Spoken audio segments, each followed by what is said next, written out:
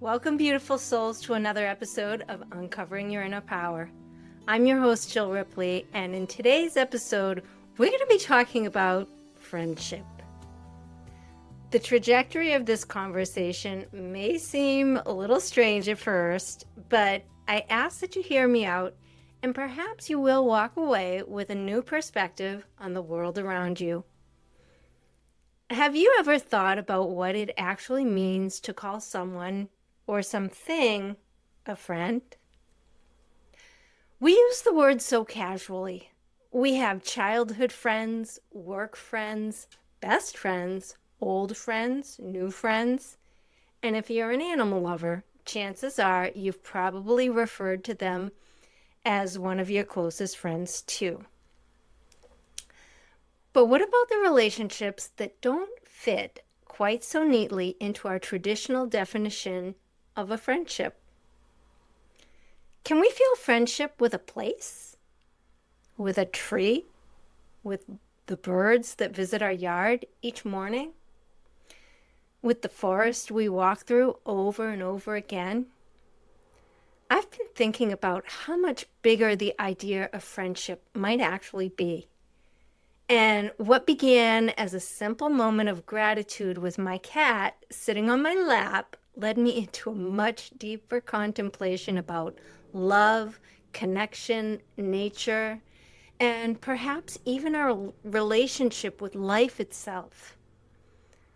The definition of the word friend is a person you know well, like, and trust. This bond involves mutual care, loyalty, support, and it's usually separate from family or romantic ties. Recently, as I was sitting in my morning contemplation, my cat was sitting on my lap, just happily purring along. I felt such a deep joy at the sound of his contentment, and I told him I was so grateful he's my special friend. As the words came out of my mouth, I felt the desire to explore the deeper meaning of the word friend. So, upon looking it up, I found that the English word for friend comes from the Old English word friand, which means the loving one or lover. What struck me is that the idea of a friend becomes much richer when you stop limiting friendship to human relationships. From my perspective, a friend is any place you feel so inclined to share or place your love.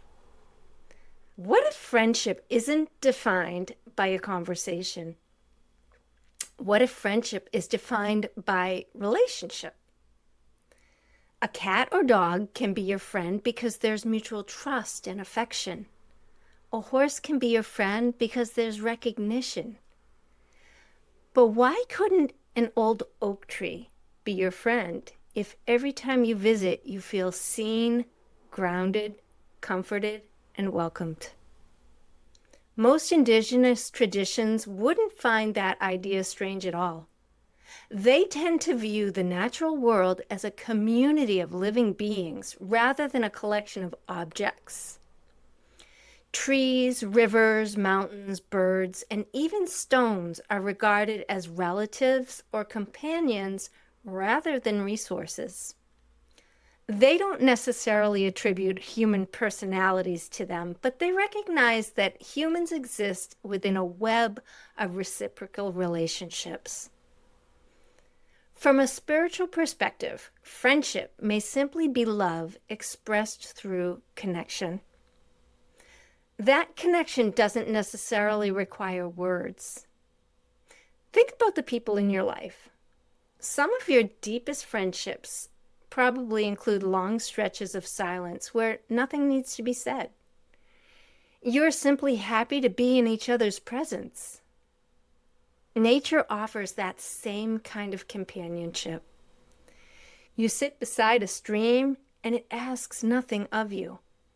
You lean against a tree and it doesn't judge you. A bird lands nearby, unaware that it's offering you a moment of wonder. The wind touches your face exactly the same way it touches every other living thing.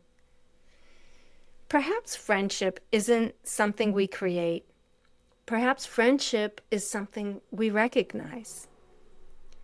When we stop seeing ourselves as separate from life and others, the world begins to feel populated with companions. I also think there's a beautiful distinction between ownership and belonging. We often say, my dog, my friend, my family, but perhaps spiritually, it's more accurate to say we belong with one another. We belong with the trees, the birds, the deer, the mushrooms beneath the forest floor, the insects pollinating flowers, even the unseen organisms enriching the soil. The forest isn't simply a place we visit. It's a community we're blessed to be able to enter. And when you return to the same trail over and over, noticing the same trees through the changing seasons, listening to the same birds, watching the brook rise after a rain or slowing during a drought, relationships naturally begin to form. Not because the tree suddenly becomes your friend, but because your awareness awakened to a friendship that was always available. That also changes how we see other people. If every living being shares the same source, whether we call that God, spirit, divine consciousness, or simply life itself, then friendship becomes an expression of recognizing that shared essence. Maybe that's what love really is. Not an emotion that comes and goes, but the recognition that what lives in me also lives in you. And perhaps that's why being in nature feels so restorative.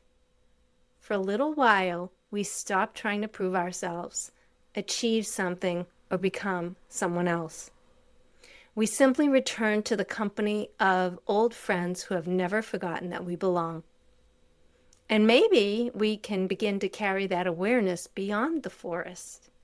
Because when we start recognizing connection in places we may have previously overlooked, perhaps we also begin moving through the world a little differently. We might become more attentive to the animals that cross our path.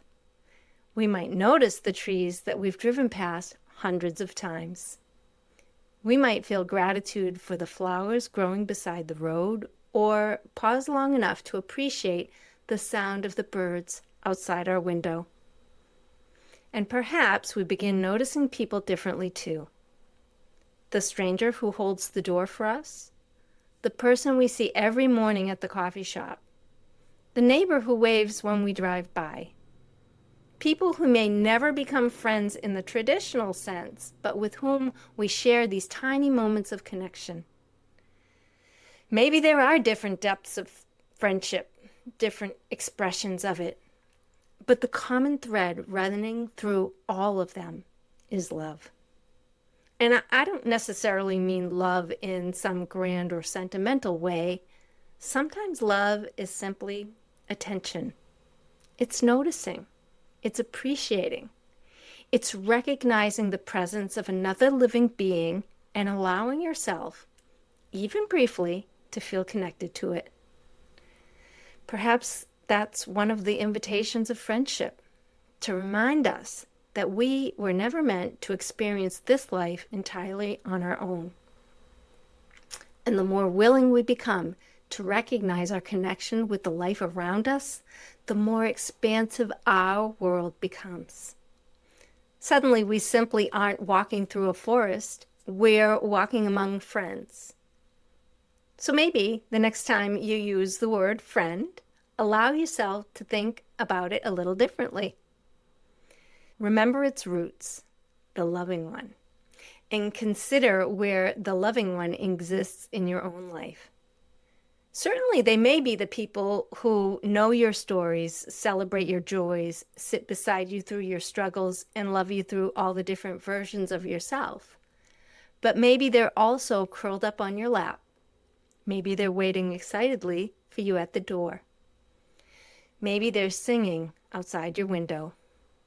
Maybe they're quietly standing along the trail you've walked 100 times.